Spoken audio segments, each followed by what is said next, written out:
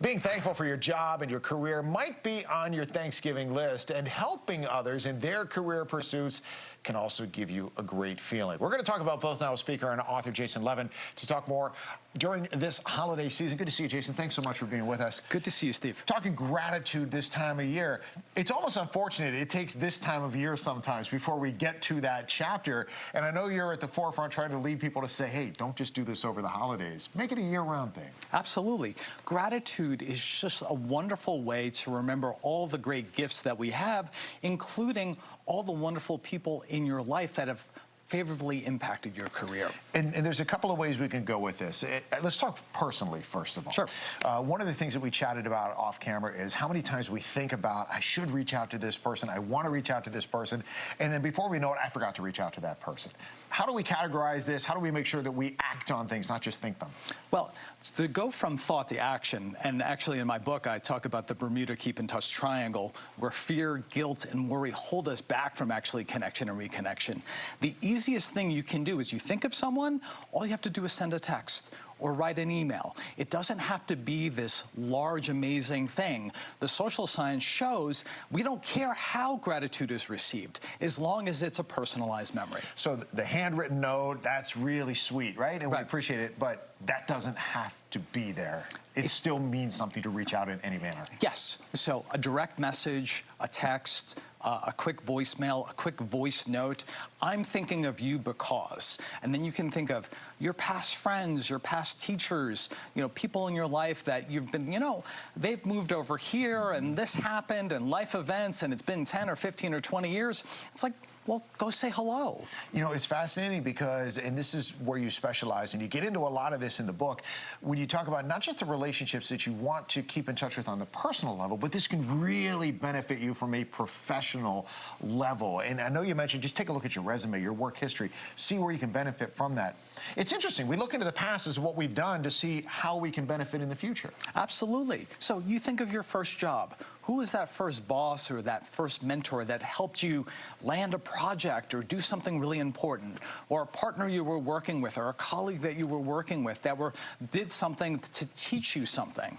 So look at your resume in a way that who are the people you were interacting with? What did they give you? That's an opportunity to show professional gratitude. Yeah, no doubt about it. And then how do we take that and enrich ourselves as we want to move forward in our own career path? So as we think about enriching ourselves, I think we all have an opportunity to mentor others.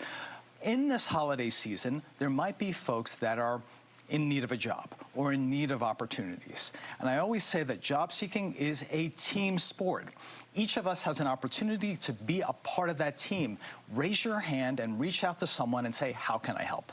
It's interesting, and when you talk about it, we're seeing some of the other tips that you have on your screen right here, like look at your resume in a different way. What do you mean by that? So I think you can look at your resume in a whole different way in terms of what were the things that you actually enjoyed doing? Who were the people that you were interacting with? And that can direct you to say, all right, what are the things that I actually want to do?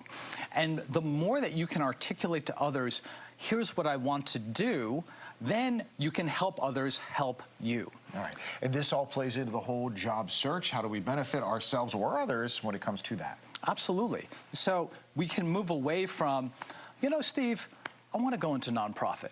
Or, Steve, I want to transfer into the private sector. Or I want to go government. It's the same thing as saying, what do you want for dinner? And you say protein. You want to be more specific with specific types of employers. So if you want to go government, I'm really interested in agriculture and I want to work for the Department of Ag. Or I have a real mission around climate change and I want to work for EPA.